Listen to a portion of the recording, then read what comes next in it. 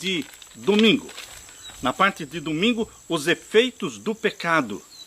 Está concentrado no capítulo 59 de Isaías. Eu convido você para abrir a sua Bíblia, em Isaías capítulo 59.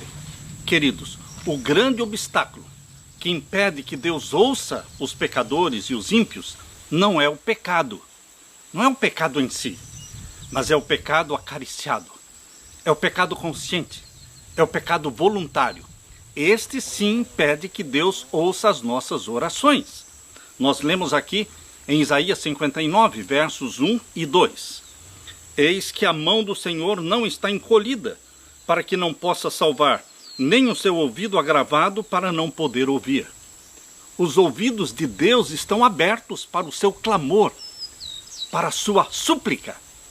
Aqui diz que a mão de Deus não está encolhida e que o ouvido dele não está fechado para nos ouvir. E o verso 2 explica por que muitas vezes Deus então não nos ouve. Verso 2: Mas as vossas iniquidades fazem divisão entre vós e o vosso Deus, e os vossos pecados encobrem o seu rosto de vós para que não vos ouça. O que é que impede Deus de nos ouvir? Não é o pecado em si, porque nós somos pecadores, nós temos natureza pecaminosa, mas não é isso que impede que Deus nos ouça, porque Jesus disse: eu vim buscar e salvar o perdido, o pecador. O que pode realmente ser um grande obstáculo para Deus nos ouvir e nos atender não é o fato de sermos pecadores, não é o fato de termos a natureza pecaminosa, mas é o fato de nós termos pecados voluntários, acariciados, pecados conscientes, que não queremos abrir mão deles. Então, neste caso, os nossos pecados voluntários, conscientes, planejados, eles impedem que Deus nos ouça.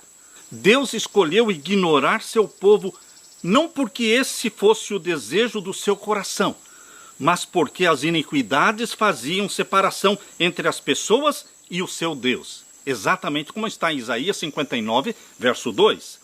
Essa é uma das declarações mais fortes da Bíblia a respeito do efeito do pecado no relacionamento divino-humano. Isaías passou o restante do capítulo 59 detalhando este argumento que é visto em toda a história da humanidade. O pecado destrói o nosso relacionamento com Deus e, portanto, leva-nos para a eterna ruína.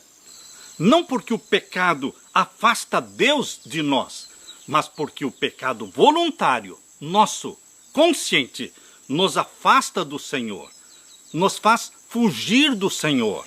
Vocês se lembram de Adão e Eva no Jardim do Éden? Eles fugiram do Senhor, porque eles tinham um pecado não confessado. Em vez deles correrem para o Senhor e confessarem os pecados, eles fugiram do Senhor. Abra a Bíblia em Gênesis capítulo 3. Gênesis capítulo 3, aqui nós vemos no verso 8.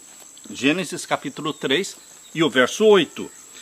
E ouviram a voz do Senhor Deus que passeava no jardim pela viração do dia, à tardezinha.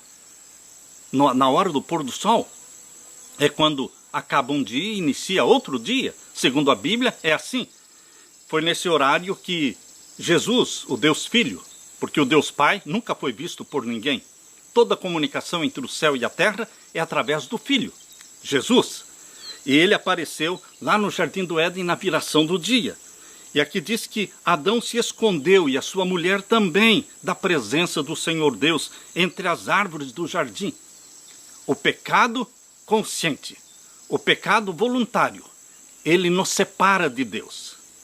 O que nos separa de Deus não é a nossa natureza pecaminosa, porque todos nós temos a natureza pecaminosa. Todos pecaram. Todos estão destituídos da glória de Deus. Não há nenhum justo sequer que faça o bem e nunca peque. Mas quando nós insistimos em continuar praticando aqueles pecados que o Espírito Santo já nos convenceu deles, então isto desagrada a Deus. Não é um pecado por ignorância, não é um pecado involuntário que muitas vezes nós praticamos, mas são os pecados voluntários. Tomemos muito cuidado com esses pecadinhos que nós já sabemos que desagradam a Deus. E nós insistimos em praticá-los. O pecado é primariamente uma rejeição de Deus, um afastamento dele.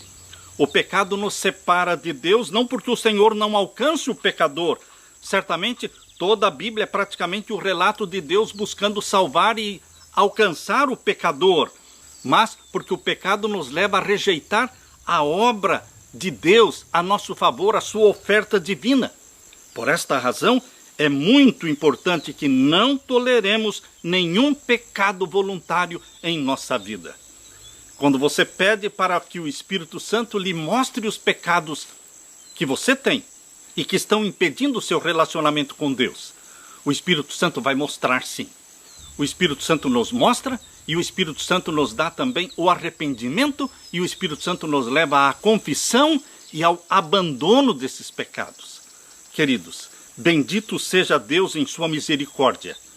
Ele tem os seus ouvidos abertos e a sua mão não está encolhida para aqueles que se aproximam dele em arrependimento e confissão. Ele se aproxima destas pessoas com misericórdia